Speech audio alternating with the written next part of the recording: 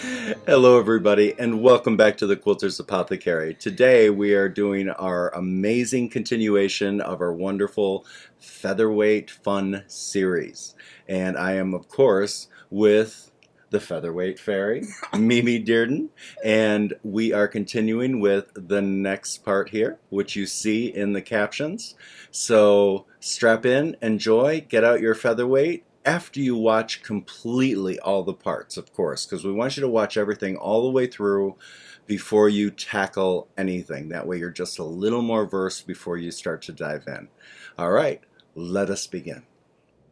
So I don't think one of the things we've covered is how, like, what is the, from this date or this year to this year is when they were created. When was Oh, that? okay. So the first featherweights were manufactured in 1934. I think it might have been introduced at maybe, I'm going to get this wrong, but I'm guessing that maybe the Chicago World's Fair.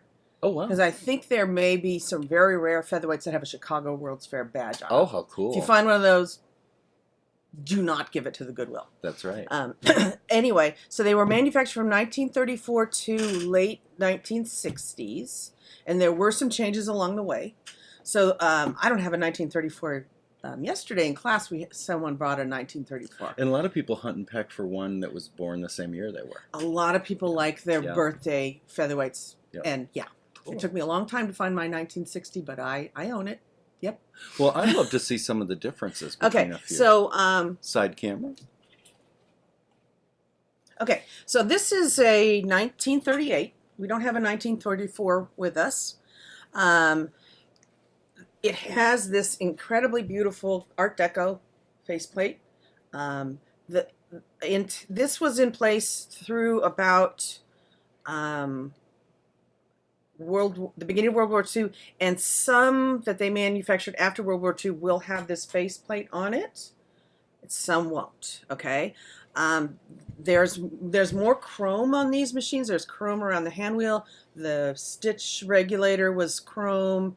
Let me think. And the decals are this sort of I can't remember what they call this motif. It's the original motif. I'll put it that way. It's kind of a Celtic knot type design. Don't think that's the right description. Works. But yeah, so this was in 1938. The earliest ones had a different bobbin winding assembly that looked like a little school bell on the front of it. It was cute as can be. People seek after it now because there's not very many of them, but it was impractical because every time it went in and out of the case, it would get bumped and knock off. So they made improvements actually for to make it more useful. But some of the original stuff is more sought after, not because it's better, but because it's more rare. Yeah. Collector's item. Yeah. The original ones, the 1934s, didn't even have numbers on the tension dial. So that feature is not terribly sought after. Even if people have a 1934, they'll often replace the tension dial with one with numbers because sure, we want numbers. We got to be practical. We still sew, So there you go. Okay, so then after during World War II, the Singer factories were repurposed to make munitions for the war. So there weren't any machines manufactured during that time. They were, the factories were making guns and whatever else. There were a few machines released that maybe they had been manufactured before, but they had slightly different paint jobs. They had they couldn't get the chrome because that was used for the war effort, so they used black oxide on the chromy parts. The machines are called black sides. This is not one of them. They are really neat. They're collector's items. They're cool. There is no chrome on them at all because they couldn't get it, so they used the black oxide. They're really pretty. They're really, really rare. Like I said, this is not one of them. It would be that Art Deco faceplate, but with a black. Sure. Really beautiful. So this would be black. This would have been black. But even the feet, everything would have been black. Okay, so this one is a 1952. It has the more mid-century modern plate, which is, I think this is nicknamed the tuxedo plate.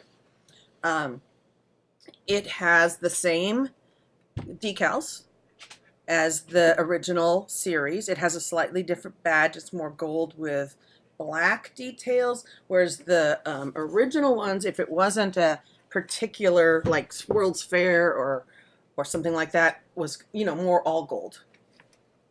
In the 50s, they switched to this sort of black rim. In 1951, they had a bunch. They had a specific badge, a centennial badge, celebrating the 100-year anniversary of Singer. And on these later ones had fewer chrome details. Like this is black paint around the handwheel. There's black, which actually makes it easier to see. Black around this stitch regulator plate.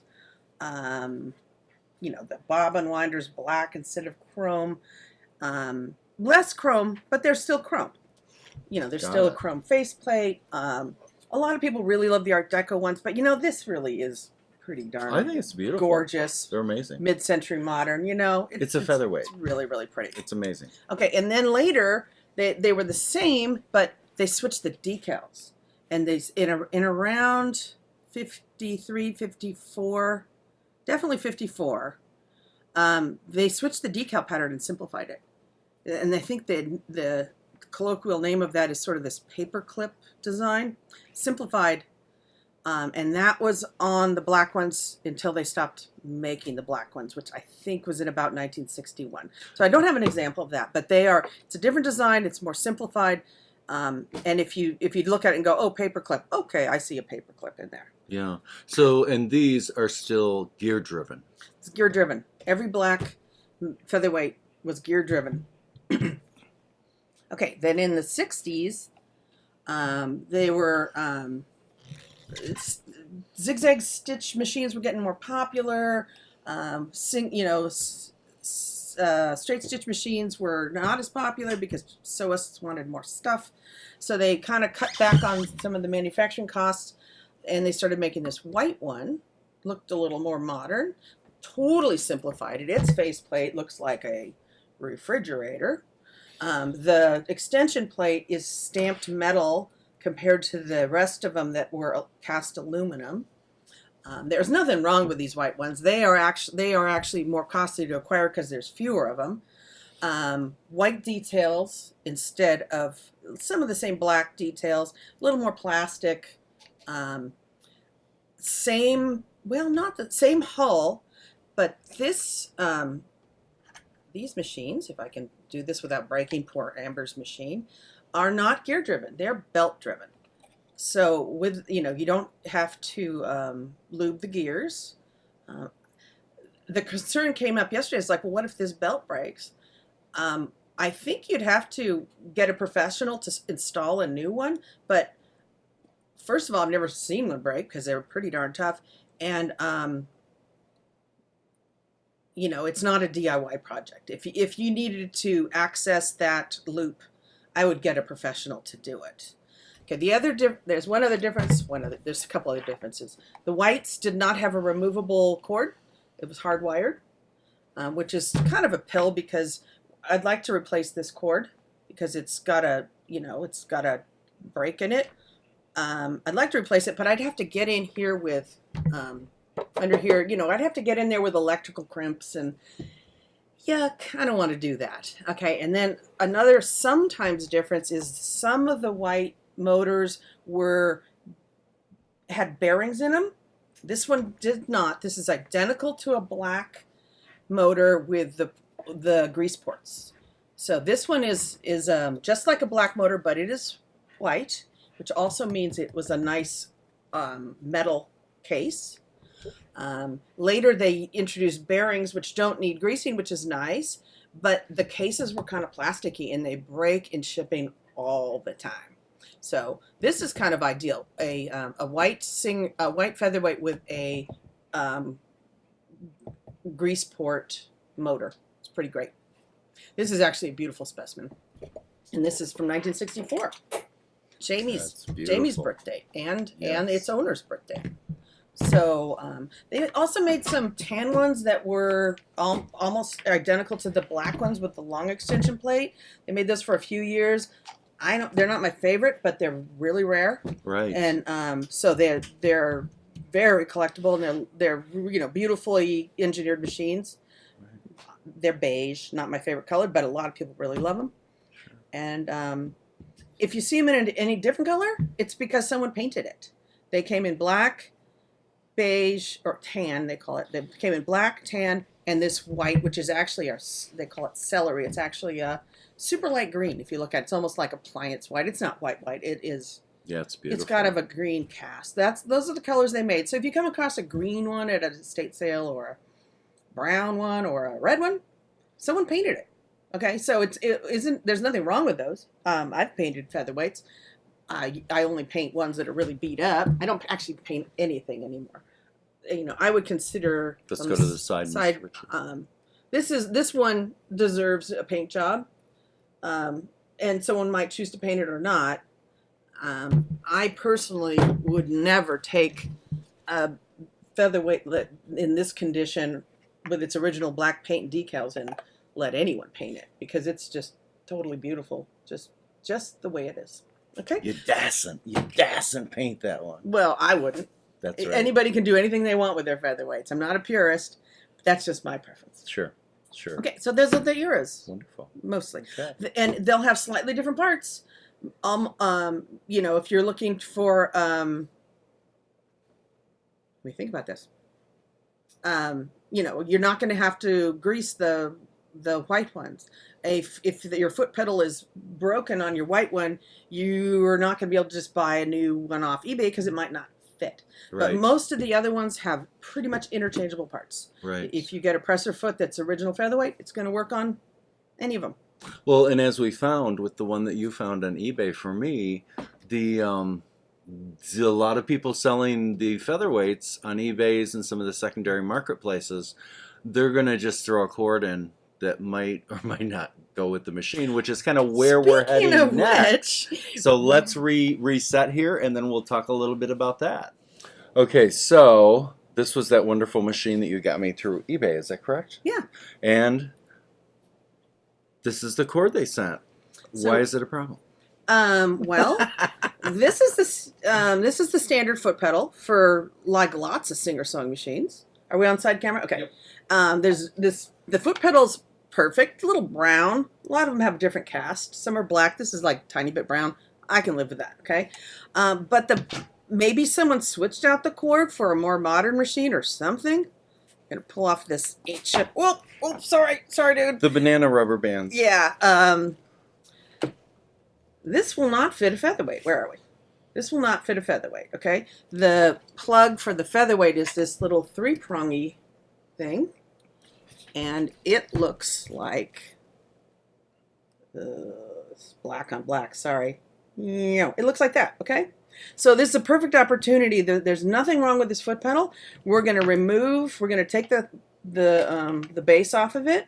We're going to remove this cord, which doesn't fit anything that I have. It says Singer on it. Probably fits a later model. Sorry, I'm not very good at aiming this. It does say Singer on it. It probably fits a later model Singer, but not one that I have. So we will remove it and put a featherweight cord on it. Okay? So the first step is to flip this over. There are 4 screws, flathead screws. Sometimes they're very sticky. We're going to remove that. We're going to get into the guts and just change out the cord. It's actually super easy. This is something that is move you just a little bit here. Really doable. There we go. Move over just a little bit. We'll go overhead. Overhead, yeah. Okay. So this is this is the wrong cord, but a lot of old featherweights arrive.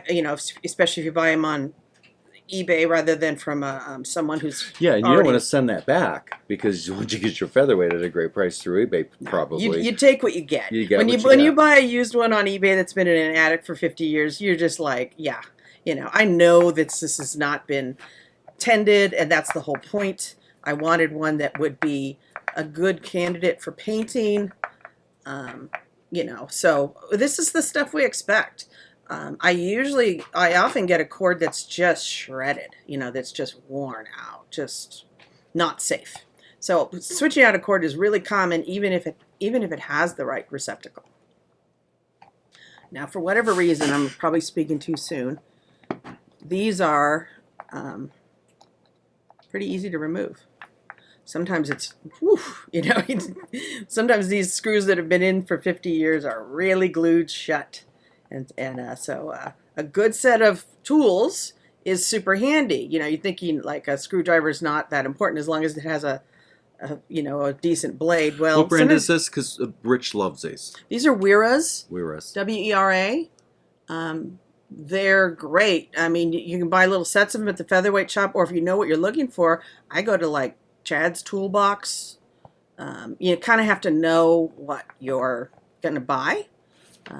But yeah, they have enough length that gives you enough torque to be able to open some of these really sticky screws. Okay, so I think that's pretty good. We're going to flip it over and see what happens.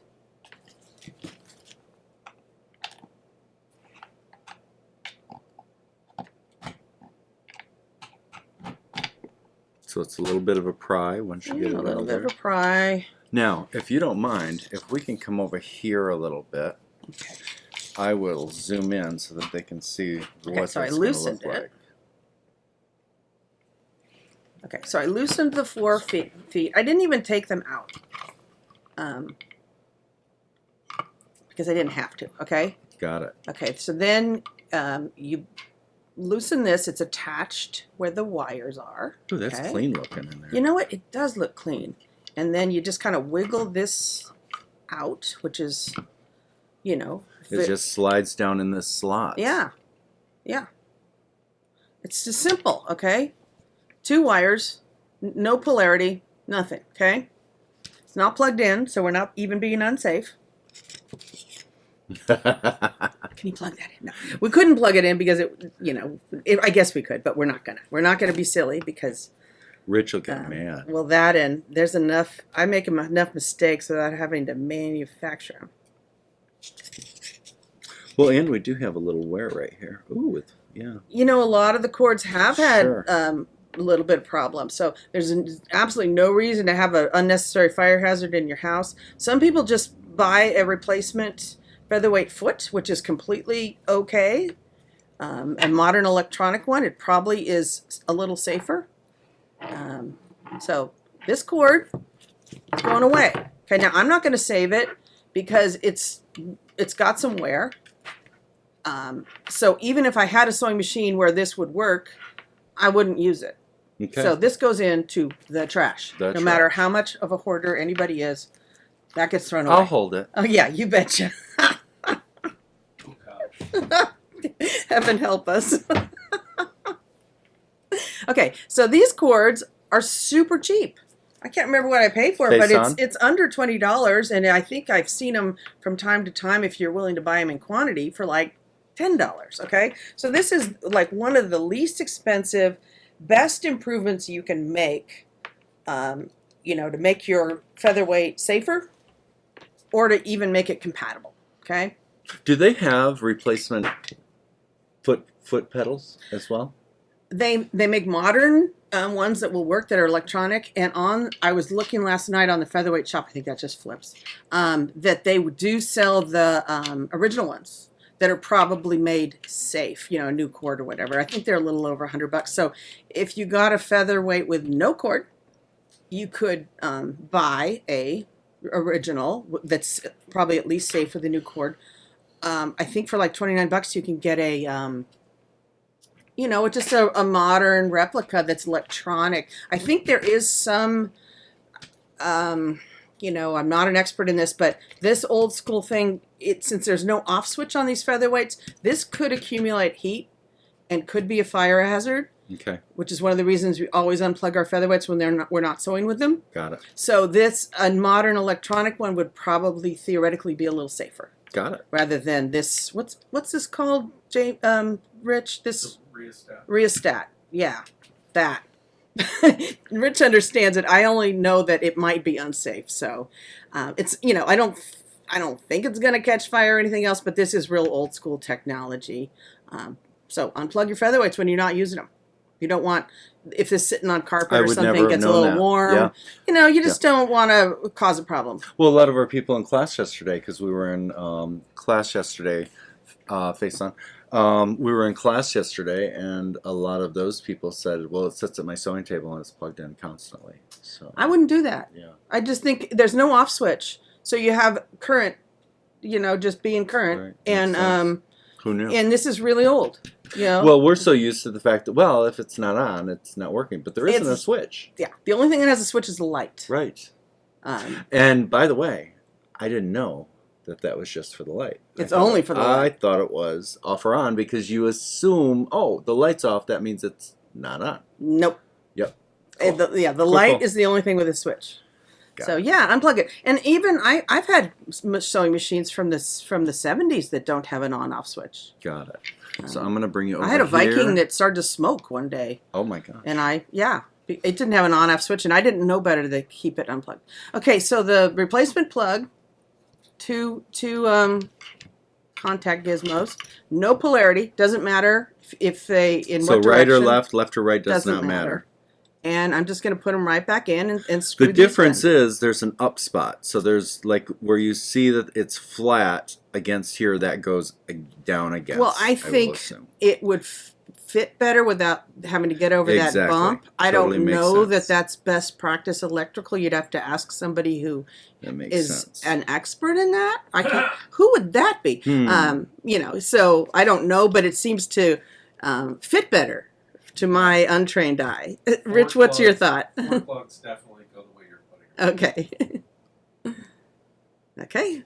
I tighten it, but probably not enough to ruin the electronics. You know, I don't want to. I want it. It still seems a little slippery. What in the world? Hope I don't break this. This is all, you know. Why does that still seem loose?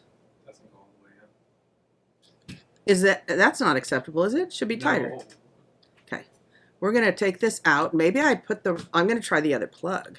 Maybe maybe these screws aren't the same. Do you want the other plug? Oh, I've got it right here. I mean the other screw. Sorry. Not very. And it goes on top. It doesn't go underneath. So we're going to, every time you get into these things, it's a new experience. You're like, okay, I haven't, you know, if I think, okay, no, that never happens. Like, well, it does happen, you know. So every time you get in here, it is a different experience. Yeah.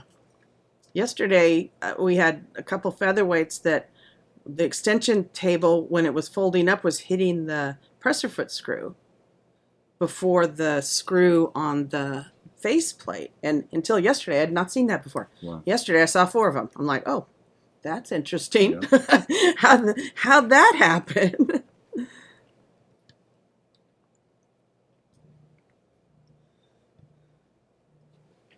Okay, so. Yeah, if you see anything I'm doing wrong, Rich, you please say the word. Still seems loose. Okay, what I'm seeing is there's some space underneath it. Oh, I think I should loosen. Rich, I have a question. Let's pause. Okay. Okay, so after we conferred with Rich, who knows electrical, when these, he calls these lugs, these little forked lugs would not fit, we inspected some other foot pedals we have, and what we think is this foot pedal, it's certainly not original, because what I'm used to seeing is more of a ceramic rheostat, and this is something we think called micarta, which was like a World War II and later fibrous substrate for electrical parts. We don't think this is original Featherweight. It may have been, you know, for a different Singer sewing machine, but there's also this evidence of overheating that just makes me, you know, just a little worried about it. Like, we could get some washers and make these lugs work, but I don't think this is that. I don't think it's worth taking the chance. No. As Rich said, will this catch my house on fire? It's like, well, the answer is I don't know that it will, but could it?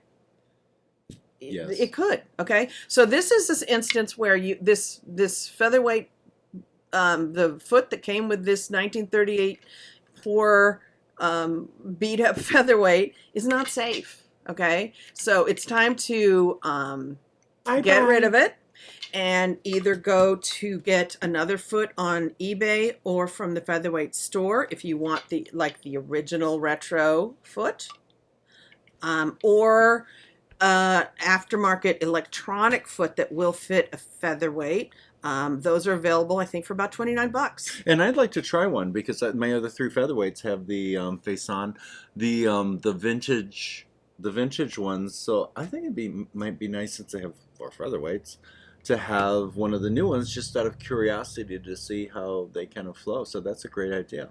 Yeah, and I have to admit that when I'm like rehabbing an old featherweight, I often grab that electronic one because I just know there's no issue with it.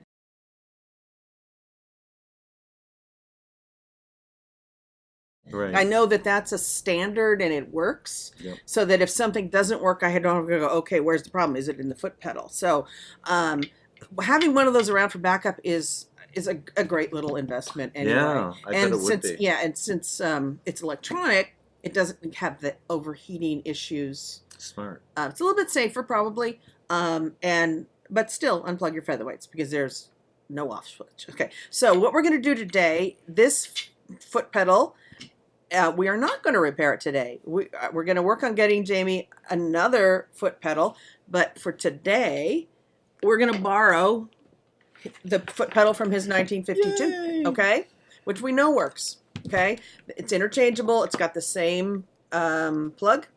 We're going to use this one. We know this is good. This is a keeper. It's also another good reason to keep an electronic one around the house is that spare. And then, okay, this will work. You know, if you pull one out that's like, this is totally unsafe at any speed, get this out of my house. So it's always good to have a backup that is at least Especially if you were safe. traveling to a guild and you were going to be gone for a week and that's all you have and you ain't got nothing. You know, this does not take up a lot of space. Leave your antique one at home and Yeah. bring your $29 electronic or one. take the spare in your suitcase. Yeah, You know? yeah. Yeah, so I did repaint a featherweight for a woman with 3 young children, and I thought, you know what? This old-fashioned thing with 3 young children running around, maybe that's not so safe. So I actually packed a modern electronic one in her case because I thought it might be safer given her situation. So this is part of rehabbing featherweights, is learning when you need to just walk away and bring in a different one. So when I buy a featherweight, it's rarely for the price of the foot pedal. I always know that something may be broken, especially with an old one that's got beat up paint and everything else. If you're buying one more new, ask the seller to send you a video of it working. So you know that foot pedal works and you know it forms a stitch. Now this is your new one that you had, right? This is the replacement cord. Okay, so that's your I am good new questioning whether replacement these forked lugs are adequately thick. I'm gonna like check it out on a foot pedal that I know works and compare it. If I need to change out these lugs, I will. I thought I had bought several of these cords, but maybe I bought it from maybe this was a one of that has thinner lugs. You know, I'm a little confused by this, but then again, a lot of things have been new for me. Every time you open up one of these things, like Rich said, these were DIY projects. You know, they didn't take their sewing machines into your dealer. Husband said, "I got a screwdriver." Yeah, and they are very user friendly. But sometimes things happen. Somehow this foot, which was not for a featherweight, but it was for a different singer, but it's not as robust as the original featherweights. So if you're going to have a retro one, at least have the nice robust one with the ceramic rheostat in it, not this weird plasticky fibrous substance. Electricians know their stuff now. You got it. Get a light on my closet. So well, you can work on that. But okay, what I would cannibalize, before this goes in the trash, and this will go in the trash, I would take these feet. I would take the screws. I would take the feet. They're perfectly good. And then if you get another one that has crummy feet, and you'll know it, let me tell you, then you've got these. These are perfectly usable. I'd save the screws, save the feet, and I would throw the rest away. Unless you had somebody that was really competent with electronics, suppose that these aren't even removable, I would not take a chance on changing this thing out, I wouldn't bother. I'd just get a different one.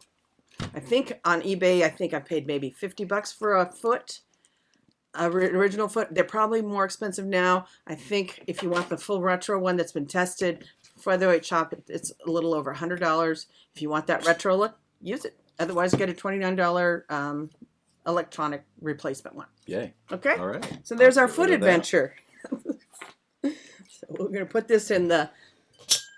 Okay, so now this machine, we've got a cord that's going to work. So we know that we're missing the hook assembly, or what you would call the bobbin assembly. bobbin assembly. Hook assembly. Where the Yeah. bobbin assembly goes. Hook assembly, if you're a long armer, you're used to that phraseology or term. So would you, even though we don't have that assembly on there, would you go and do all of the lube that we did on the previous episode first before we start doing on any of this other stuff? No, replacing this? I'd make That'd sure come that, you after. know, the kind of like, does it have a working foot pedal? Does it have I can't see if it forms a stitch until I get a bobbin assembly in there Got and it. a bobbin case. Can I tell them why there's no bobbin assembly? Oh, sure, absolutely. This machine came with a perfectly working bobbin assembly. I was here, a couple years ago, and Amber had just gotten her white featherweight, and I was just lubing it and giving it a little spa day. And I said, "Hey, Amber, do you want me to show you how to, if you ever get a thread caught behind this, how to get it out?" Which I should have kept my big mouth shut. And she's like, "Sure, let's do that." I'm like, "This is good because this is the most common way, you know, you can lock up a machine." Right. So Hold on. Rich, what is that called? No good deed goes Never goes unpunished. or no good deed. You know what I mean?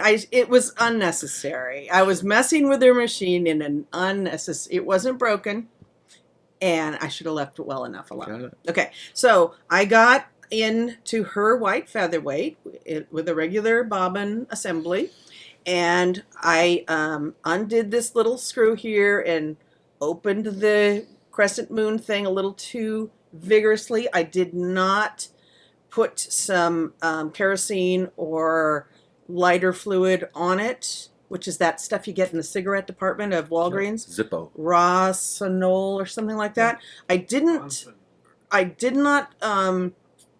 pour any of that on to get rid of the oil. Turns to varnish over the decades.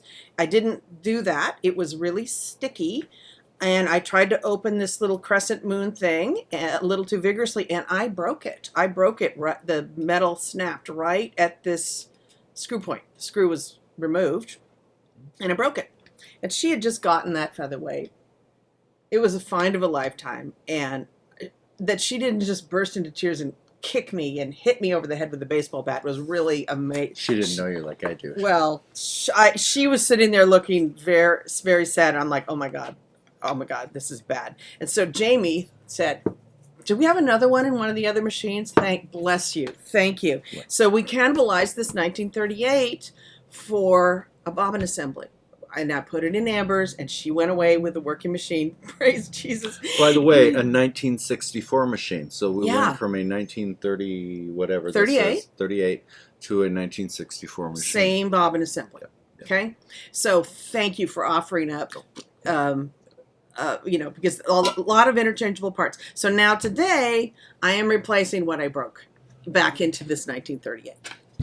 Awesome. So yeah, the bobbin assembly will go here. Good. So let me say a few things. Let me ask a few questions. So there is a time though, and I think we touched a little bit on it earlier, but I do want to say this because I don't think we touched on it. And you had to do this yesterday, I think, with Lynn's machine or somebody's machine.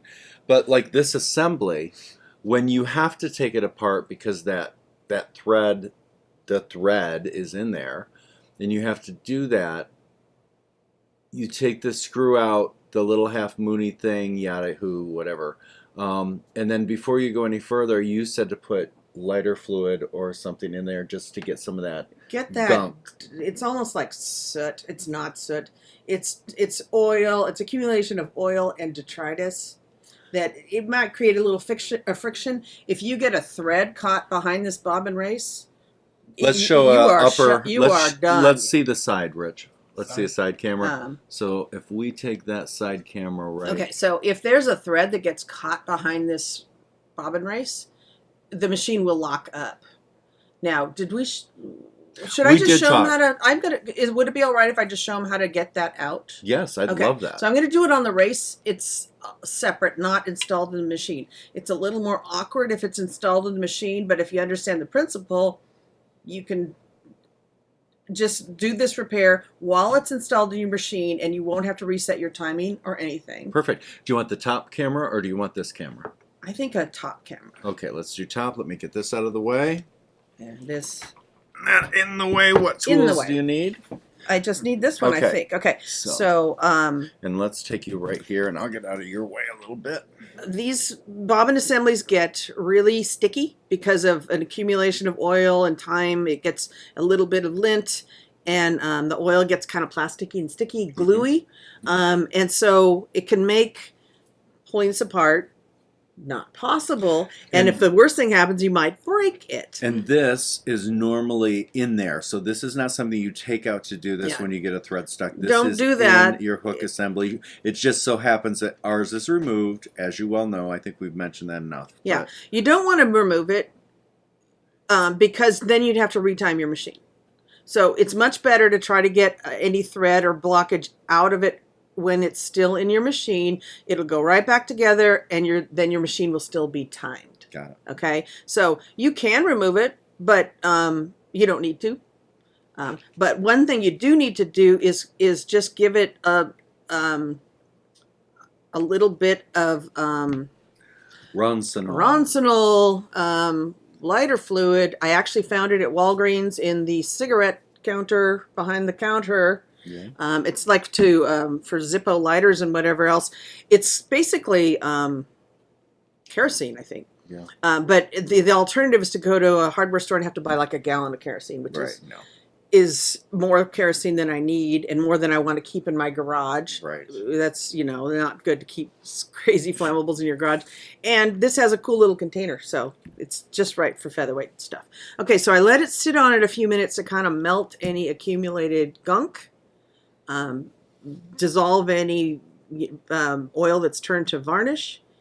I get my teeny tiny screwdriver out. And that little screw is on the crescent that goes around. Yeah, there's a little tiny I'm going to squeeze in. screw. You can see it. Yeah, I'm going to just leave it screw. Yeah, okay, that's probably perfect. Okay, so this little tiny screw, and it may take some effort to undo it because it may be glued shut. But and you just keep putting more of the lighter fluid on it until these things behave.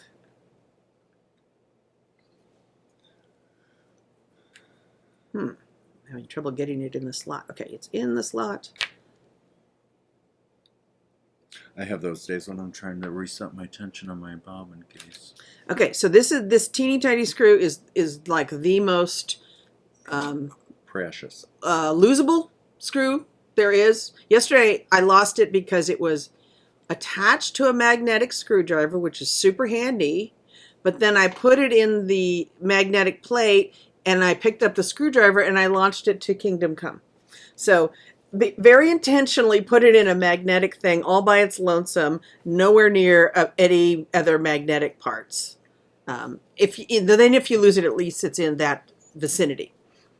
Okay, they're replaceable. They're not expensive, but it's annoying to need to do that. Okay, so once that screw is out, this little crescent moon shape will open. And this one is opening without a lot of difficulty.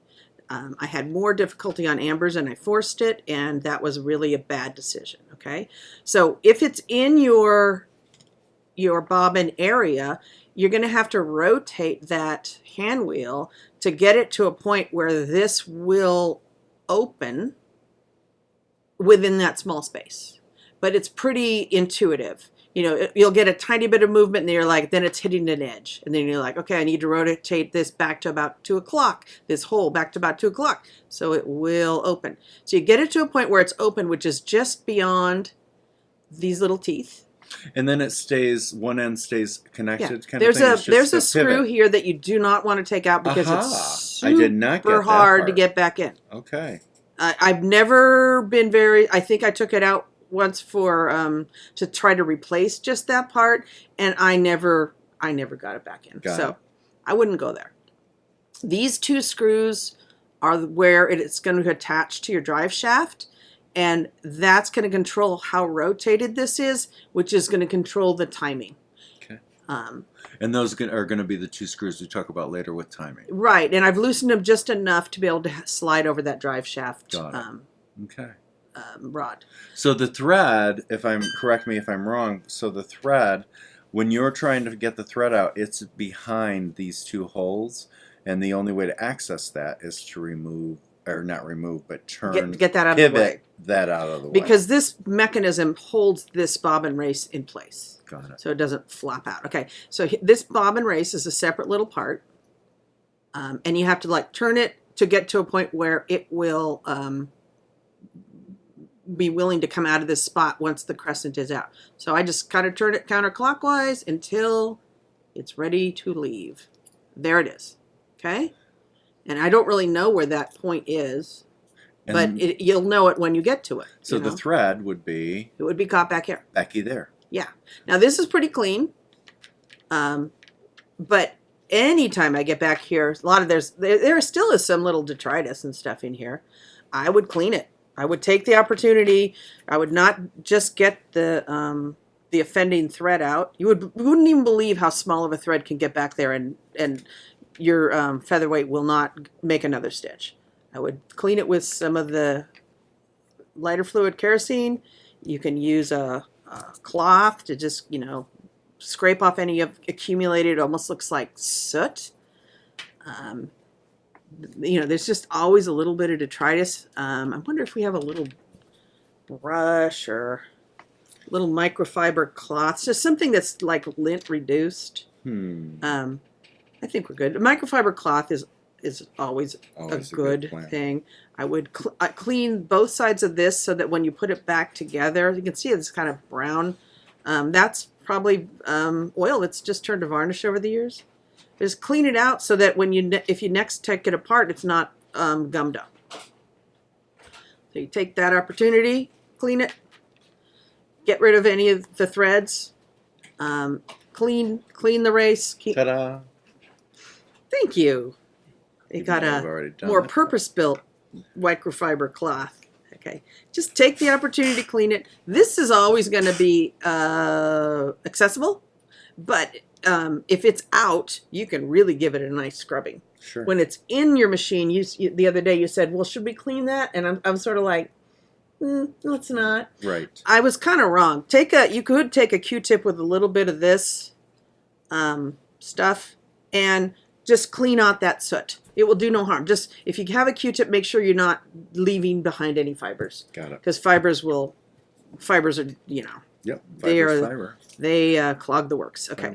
So then this race is going to go back in, and I'm never sure of how this goes back in. So I just sit there and play with it, until it will drop in the slot. I can't remember. Okay, so I think I might have gotten it accidentally. No. Did I get it? Just kind of turn it clockwise until it drops into the slot, and you'll kind of know it when it does, and it's not yet.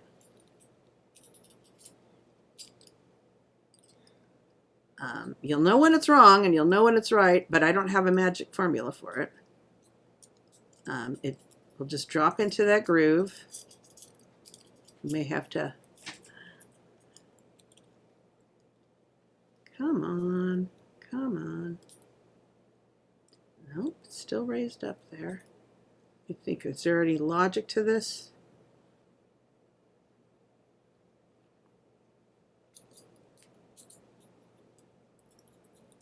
Doubt it. If there is any logic to this, I sure don't know it.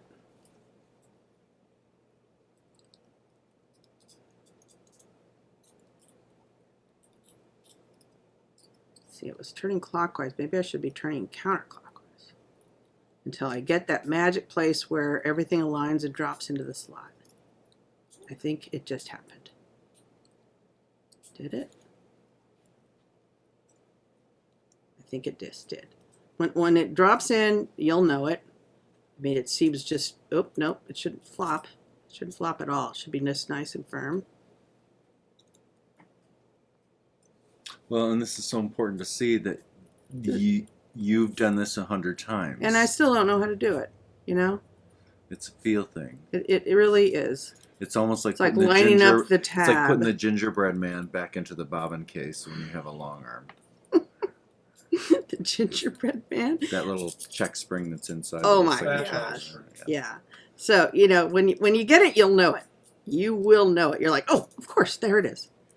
I think I had it at the wrong angle and I was fussing the wrong way. Okay, I got it. See how, like, it's not clickety-clacketing anymore?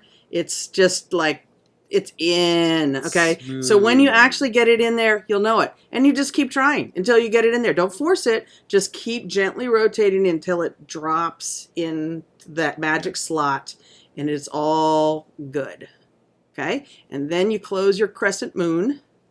Does this have to be in a specific No. specific position to close your moon? Nope, not one bit. It is allowed to rotate. Close your crescent moon, line up that screw hole. I'm trying to get light on it. You know, you want to be able to look through this screw hole and have it line up with the threads. And that's just an eyeball thing.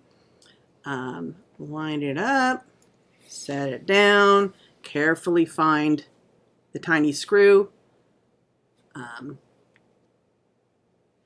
And, you know, working with stuff to catch things if they fall is a good plan.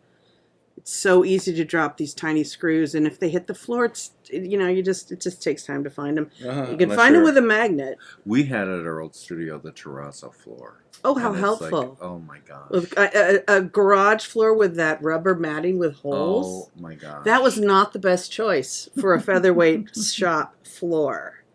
The only way I could find stuff, including like lids of oilers and stuff like that, you know, that little bronze hat to the oiler, you know, for the long arm, is with a magnet, a big magnet, and I would run it on the floor and catch what I could.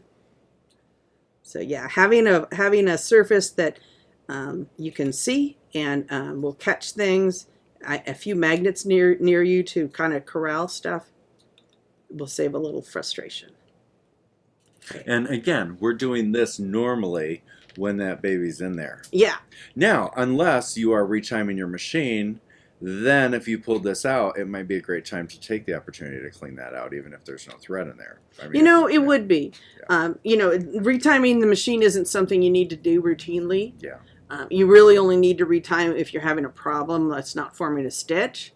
And honestly, you may never need to retime, but if you ever do have a reason to remove this, I mean, certainly it would be removed if you were going to have a machine painted or something. It's a great time to clean everything. Yeah. You know, get it really clean. These things are beautifully manufactured, machined. This is, you know, probably from 1938, and it works absolutely perfect. As long as it's clean. Now, when I get this lighter fluid anywhere near my featherweights, I have to make sure there's not a drop of oil on it now. It is oil free, and it will not work optimally until I re-oil it. So I'm gonna actually really generously oil it on those little teeth. Let it sink into those grooves. Even put a little bit behind the face. I'm not sure it's a good idea, but I do it.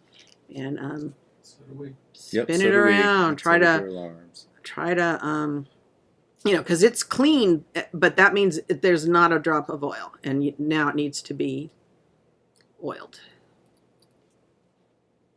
So get that nice and oiled so that it will spin freely. If you get any little glitchy spots, just spin it around, add more oil. Now I'm not feeling any resistance at all.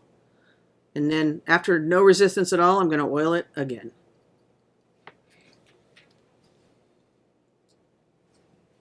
And eventually, this finger will hold everything steady, and the outer part will be the part that spins around.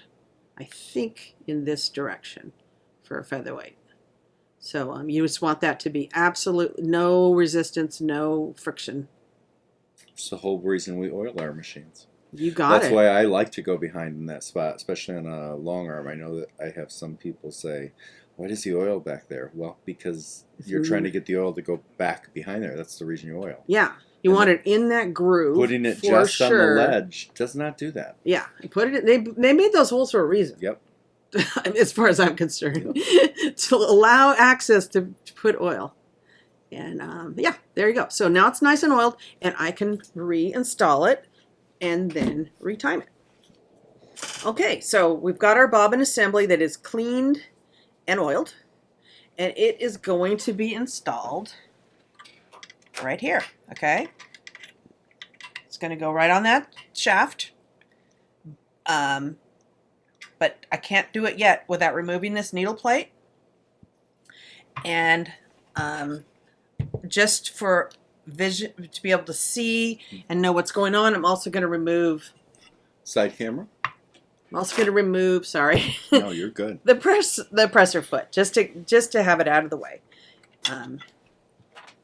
Remove the needle plate.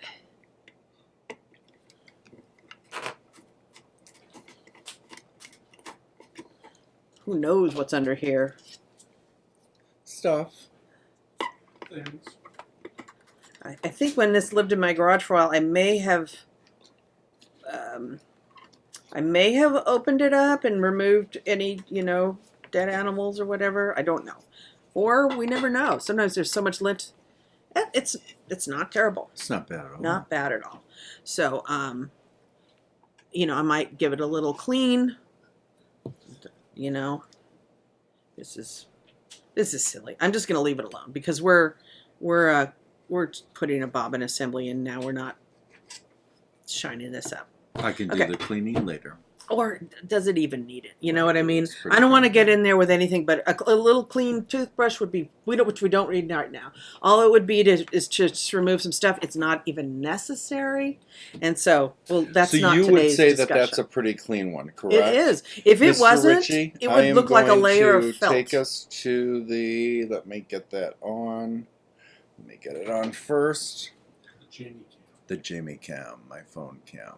So these are the feed dogs.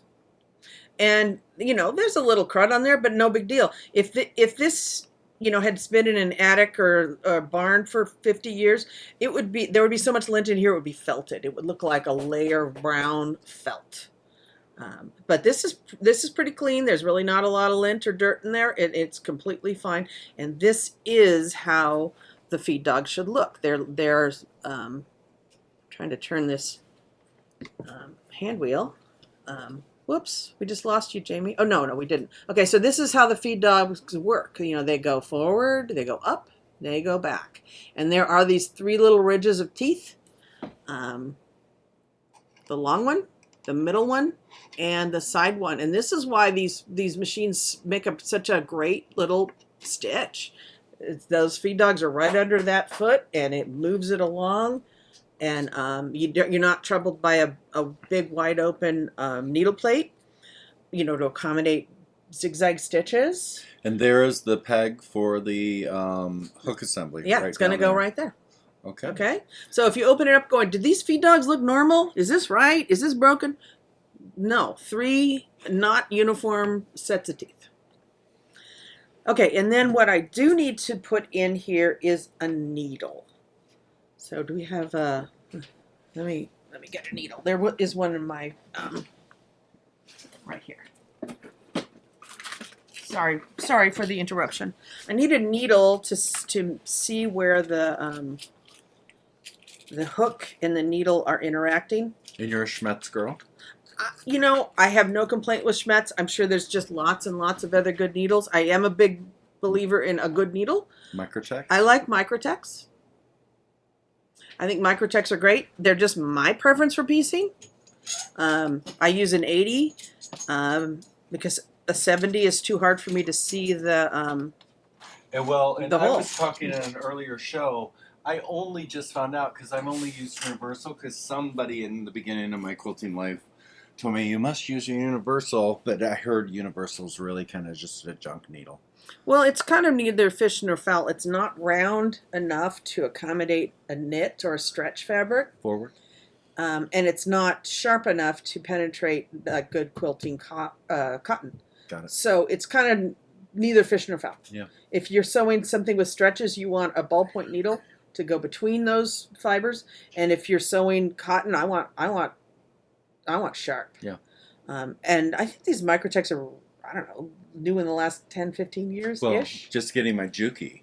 That's when I got educated. Yeah, I like a Microtech, but it's personal. It's, if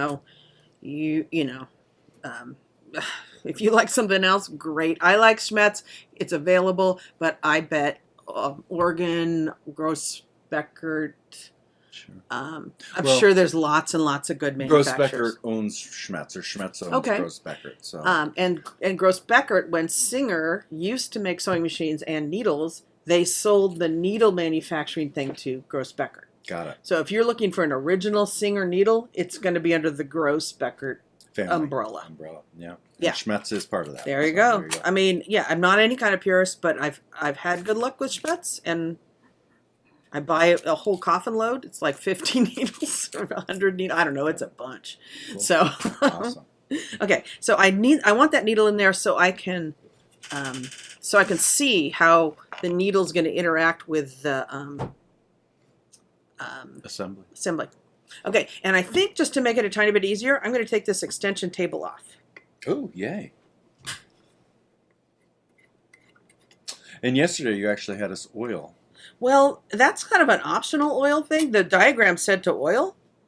I had never oiled there, and I think it's optional. Like if you like the amount of friction you have with your table, you might not want to oil it, because or else it might just flop down. So I was kind of surprised to see that, but it was on the diagram. So, I consider it optional. I also consider it optional to oil your the linkage that holds your bobbin winder in place. I want a lot of friction in there. I want it to stay engaged with the belt.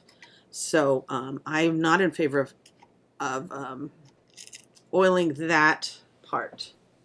Where did my... Okay. So taking these off, you want to be a little careful of your paint. And they're a little, you just want to be super gentle to remove this extension table carefully. You don't want to scratch paint on either side. So then I think we can see it a little better.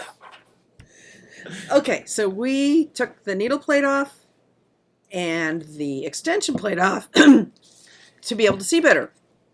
And I think it's actually a good idea, because or else you are constantly upping and downing, and that's annoying. So if you're going to install one of these things or time it, take those off. Make sure you have a needle in, because you're going to need it to know where you are with the timing.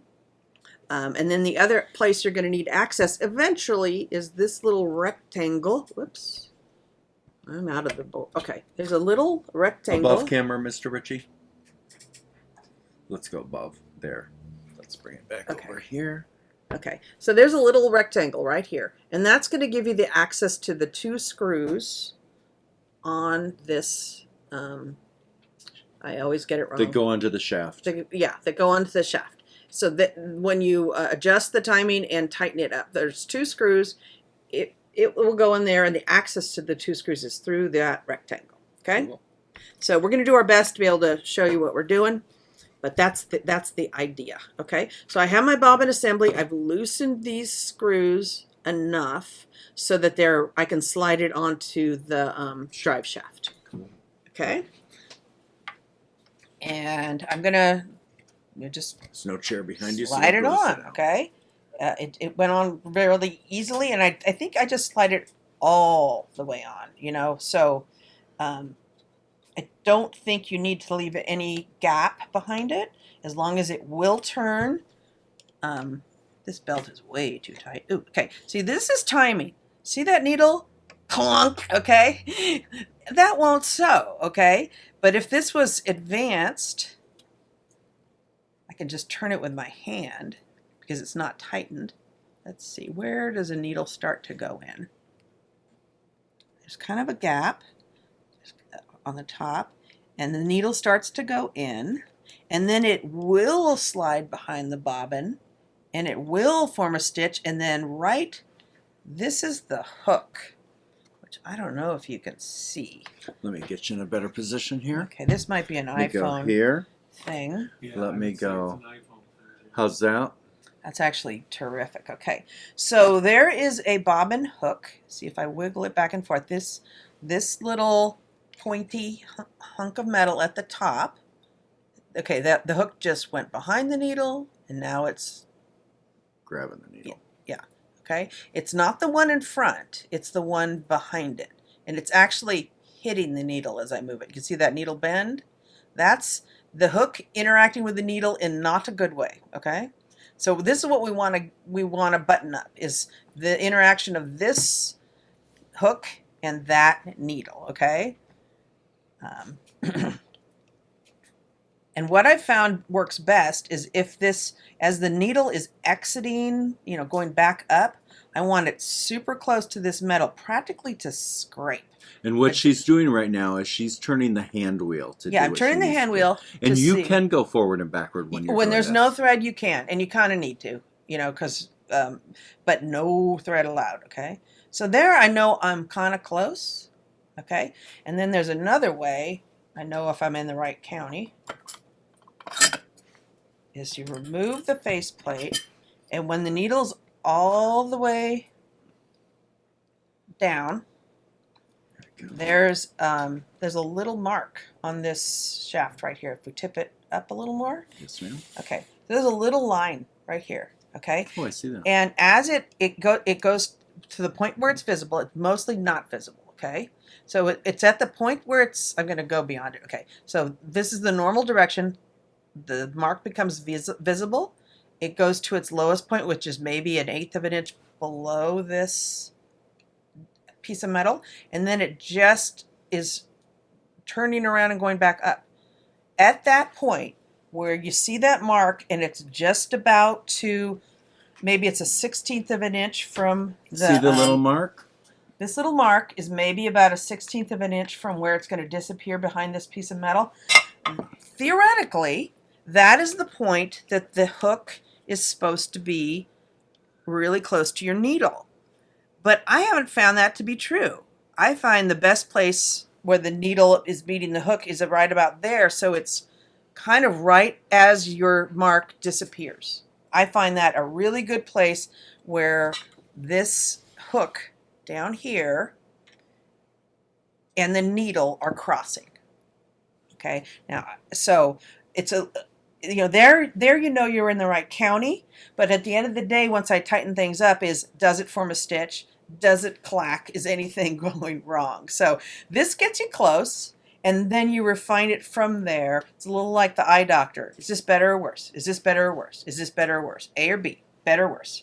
So once you get close, then you refine it so that you don't have any needle hitting your bobbin assembly at all, and it forms a good stitch. Got it. Okay, so now I think I'm close. So I'm like, okay, I think I'm close. So what I'm going to do is get under here into this rectangle, and I'm going to tighten up those 2 screws. And I'm going to go just do a quickie so that they see what I'm talking about when I do the rectangle. Yeah, we're going to turn it on its side, and Jamie's going to look at it with I can zoom. Or no, yes. Let me get in there with the phone. Yeah, and I'll get in there with a flashlight. Let me go to, hold on, let me get the video thing So for is Rich. the hook brushing the needle? Well, I have to see that. I'm So not. Rich just asked if the hook was brushing the needle when it's right. And I don't know that answer. There is an in-out adjustment, and I only know does it work or not work. Okay, so I think it should maybe not touch it, but be as close as it can without touch it. Maybe like a piece of paper width apart. Got it. So am I near? I think that's the goal. Yeah. Am I near where you are need there? To be? So see, there's the screw. Yep. And then there's another one, 180 On degrees the other side. behind it, and I'm going to tighten those up, and then I'm going to test with a piece of thread. And it's inside there. You can see that screw. That's one. I'm going to tighten that one up, turn the hand wheel around so that the other opposite screw is visible, tighten it up, and then we're going to test it with thread. We're going to Got put the needle plate back in place, put the side plate back in place because it has thread guides. And we're going to see if it works. All right, Rich, go back to the top. Okay. Yeah, I think a long arm is basically just a big featherweight.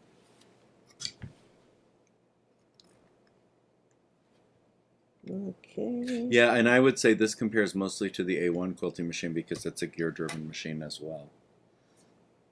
You need me to hold anything? I don't think so. I'm just going to try to tighten it up without messing it up.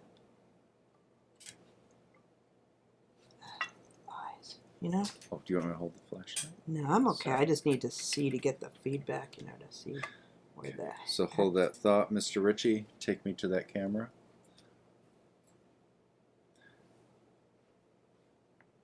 So she's just got the flashlight. She's tightening a little bit.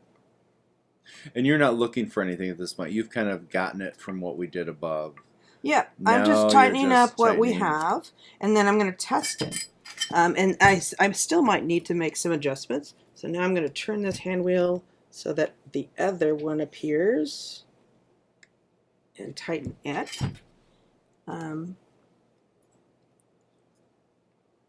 So I will tighten these up. Not too forcefully, but enough that it'll hold it in place. Got it. Okay. So you don't want to crank it. You just want it No need. I'll crank it when we're done. done. Sometimes I want to leave it a little loose so I can literally move it a little bit with my hands, which I may have over-tightened it for that. Got it. Okay. So now I'm just going to check it with the hand wheel to make sure it's not hitting anything. So the needle goes right into that. There's sort of a edge. Yep. Let's see. There's an edge here. Okay. And as I rotate it, all of a sudden that edge starts to be less, and it makes room for the needle to go down, and it goes right between those two pieces of metal. It's like that's the backing of the assembly, and then it's between those two. The needle goes down, and here's the hook. Can you see the hook coming up? Yep.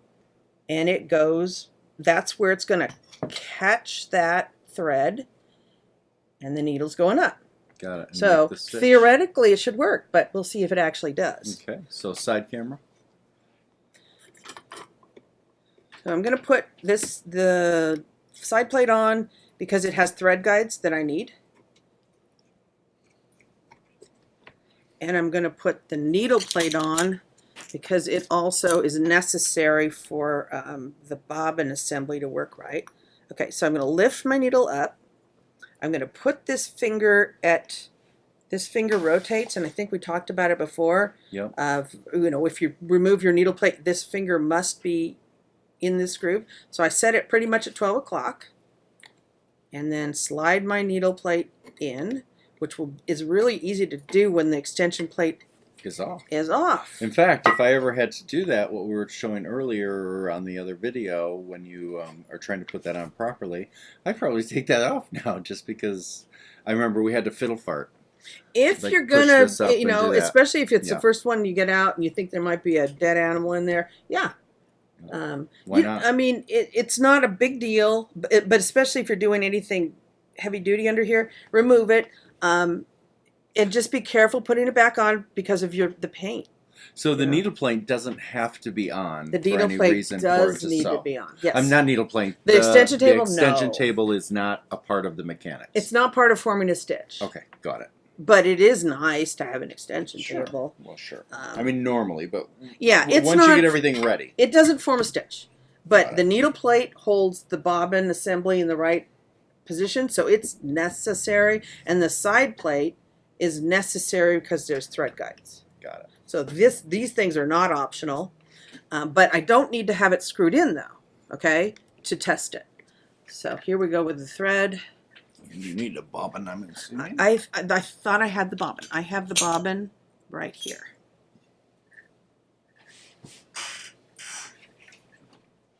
Threading this up. Might be sticky. We have some scissors. Oh, there's a little. Yeah, absolutely. Okay. We have This hand wheel Karen is K. Buckley's. way too tight. Ugh, we are going to adjust that. That is. I feel the resistance. Yes, of, I felt it. It was like, hard. to wow.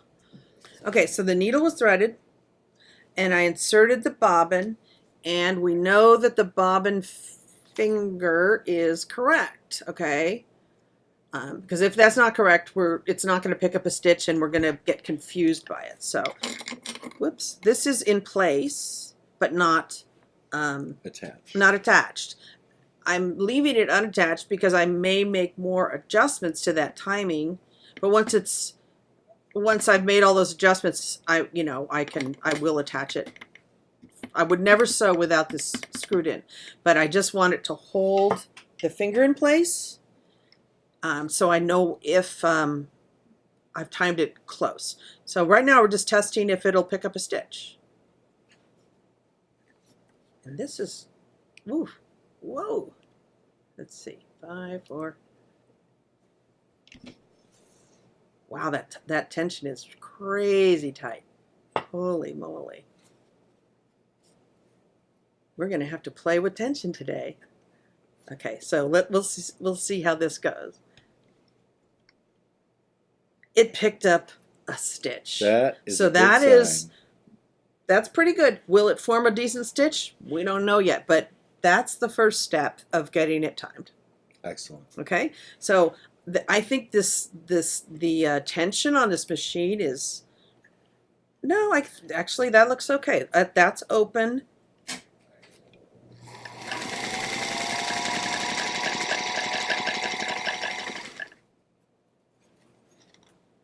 How did we get that lucky? I do need to play with tension because we are in wide open, but can you zoom in on that stitch? Yes. I mean, that's ridiculously good for the first shot. Top down. Okay, so if you put it right up by the motor or behind the motor. Okay, this was the first. We timed it, and the tension is set at wide open. Okay, so obviously you don't want it at wide open. I'm going to move it to That's 4. pretty amazing. And yeah. I mean, that's silly to get that lucky on the first go. I'm going to move it to 4 to see if it's different, because sometimes, honestly, it's not. Okay.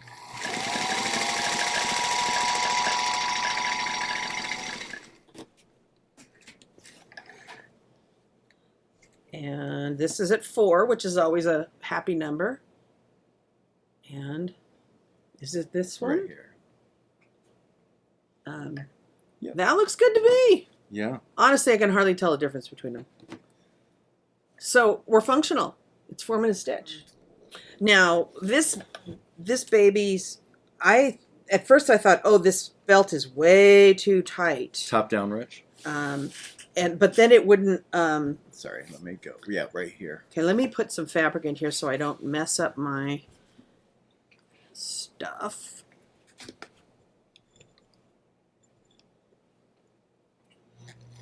See, it's slipping. Isn't that weird? Because it should not slip, because it feels too tight. So I don't ever want to be messing with the motor with thread in the machine. So now that I have the thread contained, I'm gonna take it out, because I don't want a big old snarl of thread while I'm playing with a belt. So bobbin out, thread out. All of it out, because if you run thread with no fabric here, you will get the big snarl. That's right, and then we have to redo what you did. Yeah, to the you'll have to bobbin. pull your bobbin apart, Okay, your bobbin assembly. So, Assembly. but right now, this motor is running great, but it's not turning the wheel.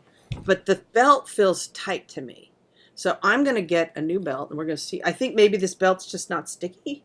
Okay. So let me get a new belt. Okay, so we reposition the machine. When I push down on the presser foot, the motor is turning. The motor's turning. Sometimes it turns the belt, but the belt doesn't turn the wheel. So we have something going on here. There could be a big thread snarl behind this. This belt just might be too slick, but I doubt that's the problem. I already played a little bit with the height initially I thought, oh, this belt's way too tight, and I still think it's way too tight. But the initial problem is not adjusting just the height of the motor. We have something else going on. So I'm going to take this. What do we call this? The clutch. Yes. Okay. So when you go forward, oh, it's in wrong. For one thing, it's in wrong. Okay. So remember I said there's a 50-50 chance of putting that little plate of metal in correctly. Apparently this is in wrong. And then this unscrews. Okay, this little metal plate, there's a 50-50 chance of getting it right. One way will allow this clutch to turn about a third of a turn. That Towards will, the front, over toward the the top, front, like forward. counterclockwise, to loosen so that when it's loose, your needle doesn't engage. Got it. But it was in upside down, so it would only move a few millimeters. Got it. And the cure to that is when you pull this off, you put it on in the opposite direction, and there's no guide. Okay. So it's like, did I get it right or not? Okay. You know, so just to demonstrate, you put this baby in, tighten this up. Oh, I'm messing this up. Okay, this little fitting, I do not know what that's called, goes in. This I will thread into that inner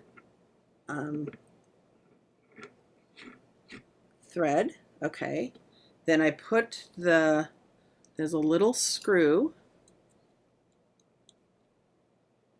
It goes in. And there's here. no right place for it. It goes in no matter where that thing is. It'll go in. Now, the 50-50 chance I got this right or not, okay? Hold the hand wheel and loosen this, and if you can move it, you're good. That 50-50 chance I actually got it right. So this, let's see, that I can loosen it, and it moved. Okay. Okay? Before it wouldn't move. It wouldn't move at all. Forward or backward. Backward would be tightening up the screw fully.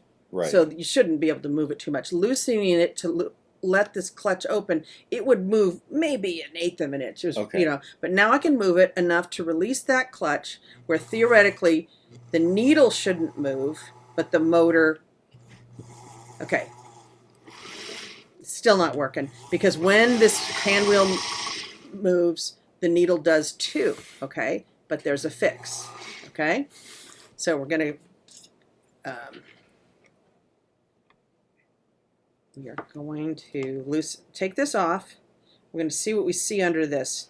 A lot of these machines are, there's just a lot of crud built up so that this, when you loosen the clutch, it doesn't really release the... Jamie, can you shine a flashlight in there? Yes, let me shine a There's flashlight kind in of a there. black hole in there. It is. Want me to redo Sorry that? about that. No, So I just took the knob and this little piece of metal off. much better.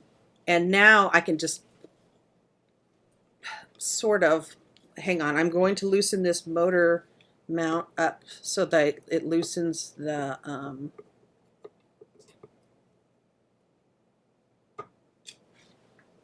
hang on, hold please. Here we go. I'm going to loosen this motor, which will allow me to loosen the belt, okay?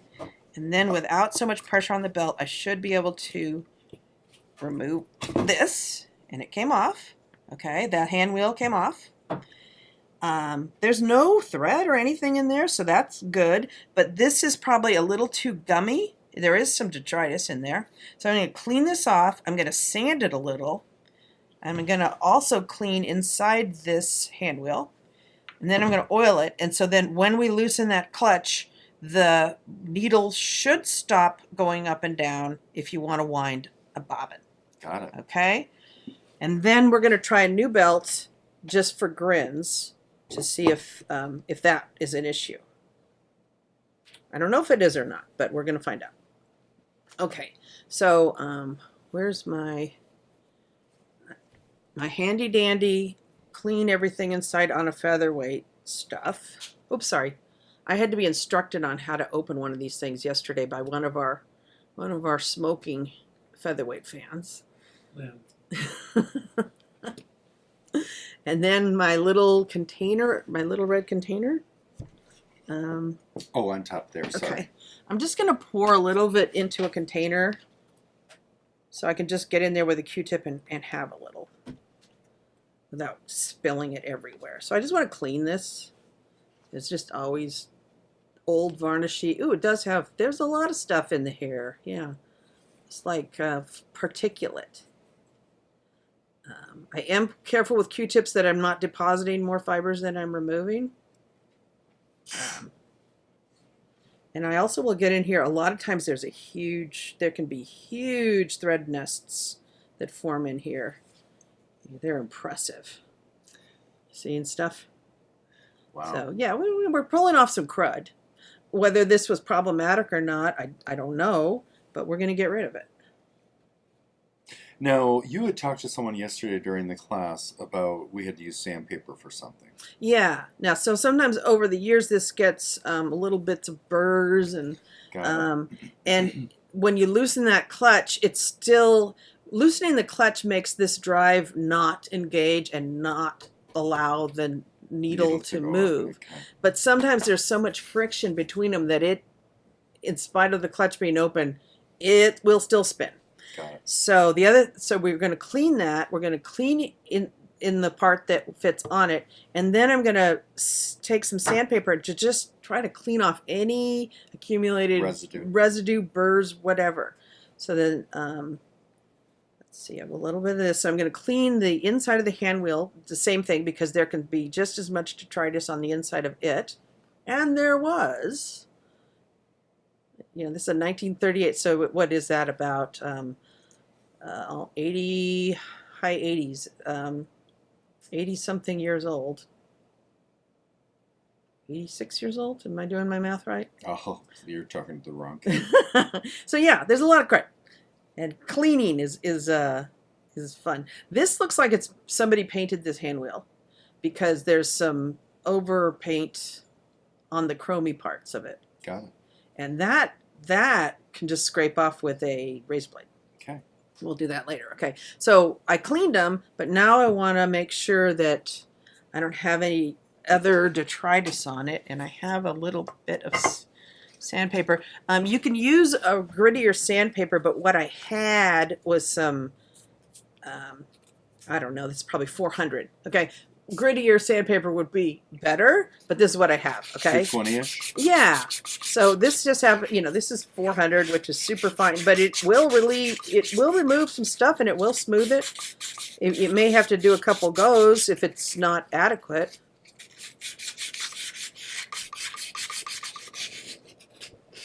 Okay, and then I'm gonna. Now, do you do the inside of the hole of the turning? I do.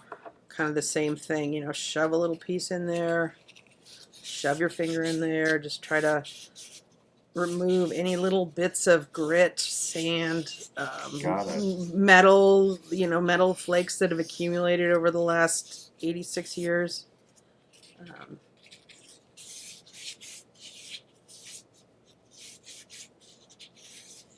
Okay, then I'm going to clean it with my Harbor Freight towel.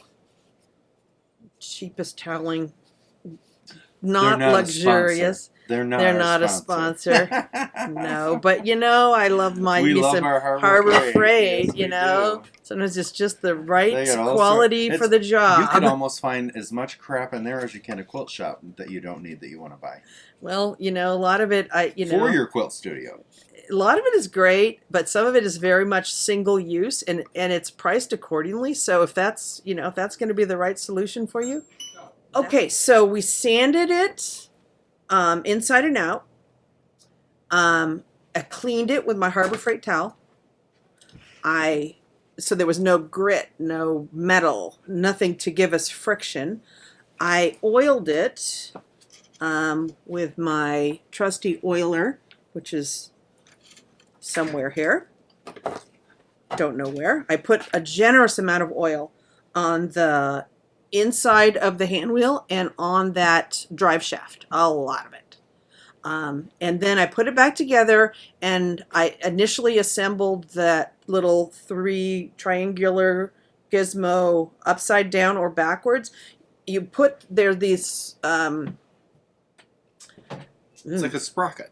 it's a almost. sprocket, yeah. And there's these things that stick out in the middle, and they should stick out towards you, not stick out in there, because I did it wrong and it would not behave. So now I can loosen the clutch. It's not even a quarter of a turn, but I wouldn't be able to turn it at all. So now I loosen the clutch, put the belt back on. The motor is still loose. We'll deal with that later. And now the motor's turning, the hand wheel's turning, and with the clutch loosened, the needle is not turning. It's not going up and down, and that's what we want. So you can wind a needle without having the needle go, because if it goes and you haven't removed thread, it can create a disaster. Got it. Okay? So there you go. So that's a victory. This chrome has some pitting in it. Well, I don't know what to do with that. Maybe we'll polish that out someday. Okay, so now I want to, I did change out the belt because that other one was giving me lip and I had another belt. It might be okay, but I'm not going to deal with it. I'm like, I have this belt on. It's working. I'm going with it, okay? Now, maybe that was a hasty decision, but that one was behaving odd. It was slipping on the hand wheel and stuff like that. Right. And since I had a new one, I just decided to not deal with it. Okay? Now, the speed of your featherweight is dependent on how high or low your motor is. Okay? The higher your motor, the more slack on the belt. The lower your motor, the tighter the belt.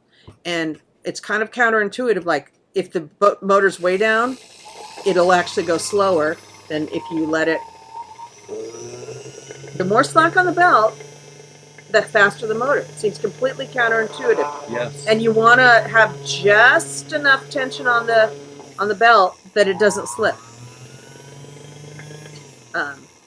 So we're going to start it at the top and see if it slips, and work from there. So I have it lifted up with my hand, and I'm tightening this motor mount screw Side. on. That's not a very good view. There. I want Okay, to see what I'm tightening this motor mount screw. I'm using the insulated screwdriver because it doesn't scratch the paint as much, okay? The other Wera screwdrivers I have are not insulated. This one's insulated, which is, of course, as Rich knows, good for electricians. It's also good for less paint scratching. Okay, the motor is all the way up. It's not slipping. It's going pretty fast. And we haven't even lubed this motor. Right. So this is 1938 lube. But we have a working sewing machine. Yes. She's not pretty. She could use some cleanup, but she's working. So I will lube her motor because it's right in front of me, and it's just like I've got the opportunity to do it. I'm just going to do it. Push and hold for like 5 seconds. Yeah. 1, 2, 3, 4. 5. And we don't have to worry about taking anything that was in there out. I didn't bother. We don't worry about that. Well, I didn't. Me, corner cutter, sometimes doesn't bother with it. Okay. Okay, now we're gonna pedal to the metal with the clutch open and the needle not going, and see if this lube will melt in a little, and maybe we'll get even more speed. I don't think we have a speed problem, but if we can improve it, we're going for it. So I have it fully down. I'll run it for a little while and see if it seems to pick up any speed.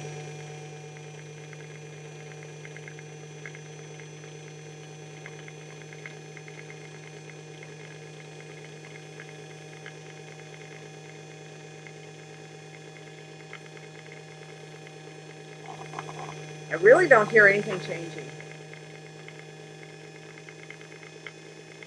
Maybe now? Okay, so maybe it's just starting to melt. Maybe I'm getting a little more speed. I do smell a little motor, that smell of a motor that hasn't been running a long time.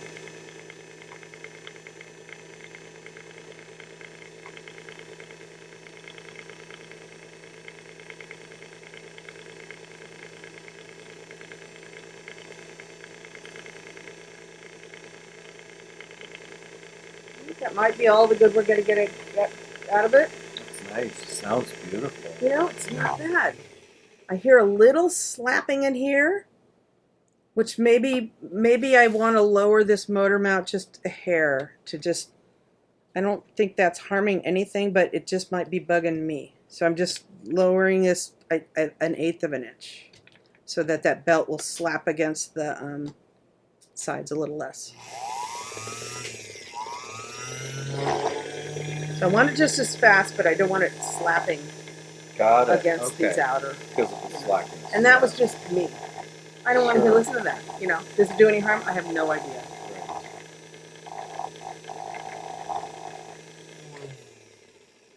Okay, and then when I tighten up the clutch, our needle will go. This might be the fastest featherweight I've seen. Wow. That's not bad. I don't know if it's full speed jukey Weight. Wow. That's not bad for 86 years old. I don't move that fast. I don't either. She's a trooper. She needs cleaning. She could probably deserve a new coat of paint. If someone was not up to painting, you can get in here with a black Sharpie. Sure. They even sell some decal kits that have a black background. If you just wanted to put a new coat of decals on it and then clear coat over it. Mimi, my dear. Okay, no, we're going for Baroque. You know I'm coming to you Yes. with my camera in California, and we are going to paint this baby. Yeah. Yes, we indeed are. So what we probably will do is I will take acetone and scrub off all the clear coat. That will also take the decals off. The black paint underneath it is mostly in good condition except for this chipping.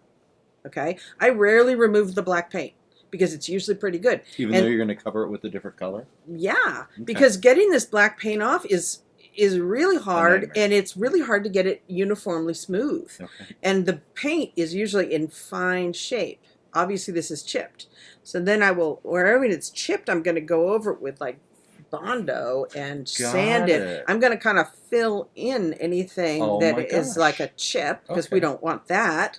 Yeah. We'll sand it. It'll be nice and uniform, but I will not remove all the black paint. Interesting. Now, maybe some of the black paint will go here and here to have it smooth. Sure. But I'm not going to remove all of it because I've tried doing that and I get, it's so hard. Even with aircraft paint remover with what's that stuff, that horrible toxic stuff, you know, that it's really hard. And some people will even sandblast it off, but I wouldn't be comfortable doing that without removing all of its gears, and I don't think that's a good idea. Right. So I have chemically removed paint before, but it's I don't really think it's worth doing. I think it's better to remove anything you need to remove so that it's smooth. Some of these have some dents and marks. We may fill those with Bondo. Even if you look at a featherweight that's in fine shape, it has imperfections. Sure. There's little tiny dents in the aluminum. Well, it's older than all of us. And you know what? They came out of the factory with little imperfections. So they're not a problem. But this baby runs. She runs. She runs, and she has light. And sometimes you have one that you have to do the little thingy, this right? one seems to want it. So that's another thing that I might tighten that up a hair more. Is that what changes that? So that'll affects just, that. you know, I was thinking we want it as loose as possible, but at this time, like, you know, she's got no speed problems. We're going to tighten this up a little, which is lowering this. Because I see a lot of people with featherweights, they do that. They do that, and that's not harmful, but let's see I just lowered it a little bit. I still need to get it. It still needs to start it. Okay. I don't know why. Maybe I need to get into this hand wheel. Maybe there's some oil in there. Maybe there's something that's making it not grip. Sure. But I don't consider that fatal. Like if you just have to get it going, that's just the way it is. But I will get in there and clean. Got it. I'll get a Q-tip with that cleaner. I will get the belt away from it. Maybe there's a little oil. Who knows? There's something. Where we had this off, that just needs to be cleaned a little deeper in there, right? I cleaned the inside of of the hand wheel. I didn't do anything on the outside. Got it. And so maybe there's some residual something that's just making it slip. I Okay. will see if it's there. If it's So when not, I get ready to do my maintenance that we've already gone over, that's when I can do that, right? yeah. Yeah. Cool. Now this motor. So let me ask some questions. Let me do some troubleshooting, as I'm sure other people would be interested in knowing. So this motor right here, Mhm. like, boy, that is a hot bulb. This Yeah. right here, to clean that off. Sewing machine oil, a little bit of kerosene on a. Let's clean it off right now. Or you don't have to. I was just No. curious. Kerosene is Do your you friend. take it out? I mean, do you take it off? No. No, you don't. So that was my question. We don't even have to do it. Uh-uh. I was just curious. Well, kerosene will allowed. clean up your sewing machine. Do you have some Q-tips or cotton balls or something? Or just You know, I don't think I do here. I'm sorry. let's get one of these Harbor Freight towels. They are the all good, just let's put that back there. Let's clear this. So out. other than what maintenance that we did during the initial time, the other episodes, Mm-hmm. this baby will run. Now it's It'll all about run. cosmetics. Yep. Okay, got it. She works. There's almost always just dust and accumulated lint everywhere. For whatever reason, this kerosene product will remove a lot of dirt, but apparently it doesn't have the solvents that'll melt this paint. Sure. So it's Wonderful. safe. The other thing that's safe is sewing machine oil. It'll just remove a lot of dirt Mhm. that will dull your finish. So what if without you weren't harming here it? and I wanted to be OCD without you around? Mm-hmm. Could I unscrew that screw and pull the motor and then put it back? Yeah. Okay, so and I But could clean it's all the wired goo. in. It's wired in. Didn't Yeah. realize. I got So it. Of course. it would duh. kind of flop, and the wiring goes through. Okay, so don't do that. I wouldn't do that. Have you ever done it? Yeah, Okay. Well, when you paint it, you have to do Yeah. it. I do remove it, and I paint them separately. Yeah, but it's wired in, and Got it. that's not a difficult job at all. But it's it's wires. What's the point? Yeah. Yep. Okay. So even this we'll poor say that girl, when we come to paint. Yeah.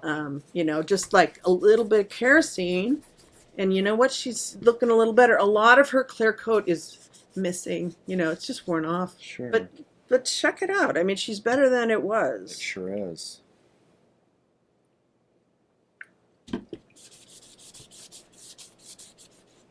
And there's a lot you can do with these old ones that is just with like polishing compounds Mhm. in the car wash department or the car wax department.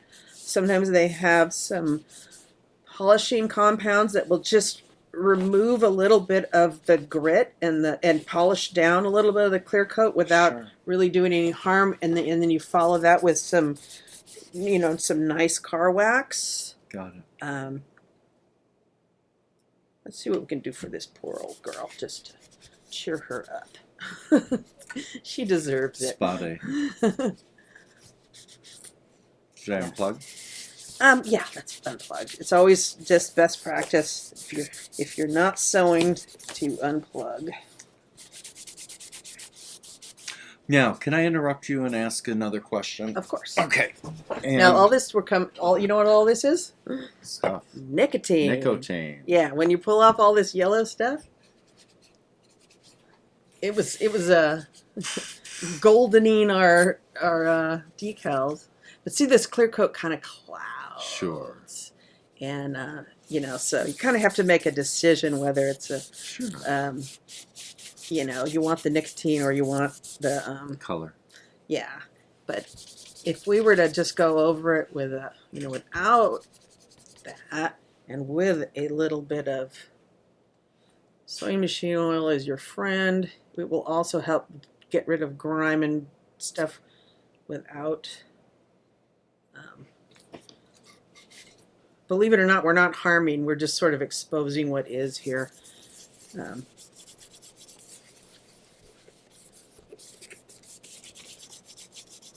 pretty. Yeah, so it'll just improve its appearances without sewing machine oil is not going to do any harm to your paint. Anything household, anything with No Windex. no none of Windex, that. no 409, no simple ammonia. green, no ammonia, no grease cutters. Sewing machine oil honestly is your best bet. On the little chromy parts, the kerosene and the lighter fluid are great. On your paint, your best bet is sewing machine oil. Just to have it look as good as it can within its current state of being. Okay, so now let me ask some questions. Mm-hmm. Okay. How often does, if we can get a side shot here, Mr. Ritchie, I'm sorry. This stuff stinks. How often does, see, it's like gasoline. I think it smells good. Oh, okay. So Yeah. this right here, The tension how assembly? often does this check spring, the wire check spring, have to be changed? Never. Okay. And this does not, now we talked about it before we were videotaping, but so it's not like this never has to be taken apart and cleaned. Only if it gets like something, sometimes some detritus can get between those tension plates. Okay. If you can get it cleaned just by flossing with That's the way to some do it. heavy thread or something like that's your best bet. We did take one apart yesterday because this spring was not behaving. And so we ended up just pulling the whole thing off and putting it back together and putting it back on. And then this spring behaved. So perhaps it had been assembled and put back together wrong, but we used the same parts. We Got didn't. it. We didn't get a new renew. spring. So, and I bet the Featherweight Shop would have a video of how to take that off and put it back on If properly. they and double don't, check. there's that diagram in that Dave McCallum book. Yep, okay. There's schematics on if you were to Google Singer. Featherweight tension. Featherweight is the colloquial name. It's the model number is a 221. So if you said Singer Featherweight 221 schematic, and then you just hunt for that. Got it. That one assembly, and you can see how it all comes apart. Dave McCallum's book is unbelievably well illustrated. And that is called the Singer Featherweight 221 and I. And that is out of print. Am I correct? Face on. That's on. If I remember correctly, that's out of print. Is that correct? I thought they were available on Amazon for $40. Okay. It's just a spiral bound book. It's really all about content. Cool. They don't offer like an ebook. He still has a video on the Featherweight Shop. Cool. And his video is wonderful. He just explains things really. That's like a private teacher. Okay. That's probably where Dave McCallum's book and video is where I learned a lot. Got it. And like I said yesterday, I'm not a trained professional. I'm just a hobbyist who went down a rabbit hole. Well, this has been wonderful going down this particular. And I think rabbit Rich is ready to go down this rabbit hole too. And these Yep. things are so interesting, and they are so beautifully machined. hole. Yep. And so incredibly well designed that Right. they are fun. Well, this has been Let me put this back together. absolutely incredible for me. You're Hey, old. come on vacation and work. Show me everything you know. You got it. You betcha. Yeah. So usually it's me that gets to do that. So this has been kind of Yeah, this is super fun. This is fun. Yeah. So there you go. There's our 1938. She could use some polishing. Our little chrome parts are a little rusty. Sure. A little super fine, like 800 sandpaper on some of these things might Sure. take off some of these burrs. My philosophy is like, well, how bad can it be? I'll either make it better or I'll know I need to buy another part. Got That there's so many parts. They've made millions of these machines. Awesome. There's no shortage of parts. So if you're looking at this one going, it's all rusty, oh no. Well, guess what? For about $10, you can get yourself a new one. There you go. Dear, what can I say? Thank you so much. It's been you've been a blessing with all of I this have stuff. enjoyed the heck out You've of shared this. so much information, and now I'm not afraid. I have to say, the wonderful machines that you have supplied me with, I always kind of feel afraid because They're I intimidating. feel they're precious, Well, okay. but they're not. They're I mean, they are, but there they're are millions not. of them, Yeah. but they're also very user serviceable. Right. So if you're thinking, oh no, if I take it on my sewing retreat, what if something goes wrong and then I'm up a creek? Oh no, maybe next time. Well, get comfortable with it. All right. There's so much you can do yourself, and even if something goes wrong, which is usually just a bad thread snarl, you probably have access to a tutorial that could get you out of trouble. Right. Or there may be someone else in the room with you. Right. Like, anyone know featherweights? There's us featherweight addicts are all over the place. Like, oh, Right. here, I'll help you. And you'll be back in business in no time. So you mentioned two numbers. Two And I numbers. remember yesterday when we were looking up birth date featherweights, you said, well, this is a 221 and this is and I think you said, was I right in that Mhm. there's two types? This is a 221, which is the featherweight that we're all familiar with. Like I said, featherweight was never part of its original name, but it got to be its nickname. Got it. The 221. It is a flatbed machine, just like this one. It had different accessories, chrome, all that, but it's Right. the same machine. During the late 50s, they made another one just for the UK market. They called it it was a 222, and it's a free arm machine. So this, there was a small arm, and the extension bed was like it would come off. It wouldn't go up and down with a Oh, hinge. It would come interesting. off. Okay. They didn't make very many of them. They didn't think that the U.S. market was interested at all in it. They made very few, so they are expensive because there are very few of them. They are beautifully machined. I have one of them, and it is like so precise, it's shocking. Well, okay. They're a little pickier, like the slightest. That is something you should get comfortable timing, because if I broke a needle once and I threw it out of time. Got Whereas these ones break noodles all day, it doesn't care. Right. So Okay. they're a little fussier because it's in even a more compact space. Got it. But they're lovely. So that's a 222. I think they made them from maybe 55, 56, 57. Those are the only ones I've seen. And Ruth, the ones that Ruth were looking at, Yeah. we were talking like 1,500 to $2,000 or a little higher. They're expensive. They were the 222s. Yeah, but you can for her birthday, because a lot of people, she's looking for a birthday. Right. Yeah.